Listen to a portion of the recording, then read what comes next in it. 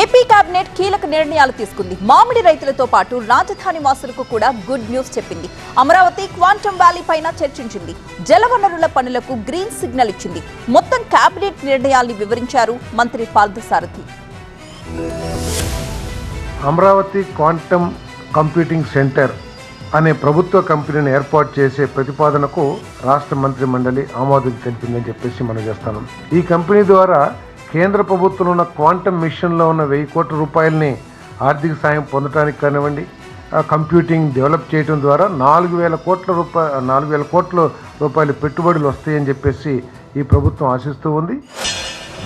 రైతులను కష్టాల అమ్మకాల నుండి రక్షించడానికి ప్రస్తుత సీజన్లో 6.5 లక్షల మెట్రిక్ టన్నుల తోతాపురి మామిడిని సేకరించడానికి రాష్ట్ర మంత్రి మండలి ఆమోదం తెలిపింది.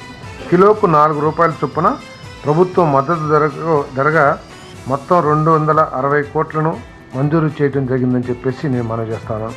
672 కోట్లను కూడా రేపే రైతుల ఖాతాల్లో కూడా జమ చేయడం జరుగుతుందని చెప్పేసి కూడా నేను మనవి చేస్తా ఉన్నాను.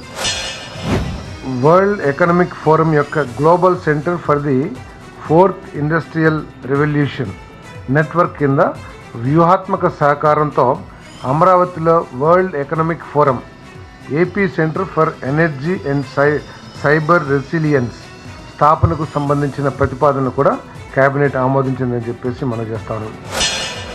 జల్ జీవన్ మిషన్ కింద రాష్ట్రం ఈరోజు ఈ మ్యాచింగ్ షేర్ కోసం అవసరమైన 10,000 కోట్లని ప్రభుత్వ రంగ షెడ్యూల్డ్ బ్యాంకుల నుంచి రుణంగా పొందడం కోసం ఆర్థిక సంవత్సరం రుణం ద్వారా నిధుల సమీకరణ కోసం కంపెనీల చట్టం 2013 కింద స్వయం ప్రతిపత్తి గల సంస్థగా Andhra Pradesh Jal Jeevan water supply corporation స్థాపించడానికి ఆమోదం ఇచ్చే ప్రతిపాదనకు రాష్ట్ర మంత్రి మండలి ఆమోదం తెలిపిందని చెప్పేసి నేను మనవి చేస్తాను.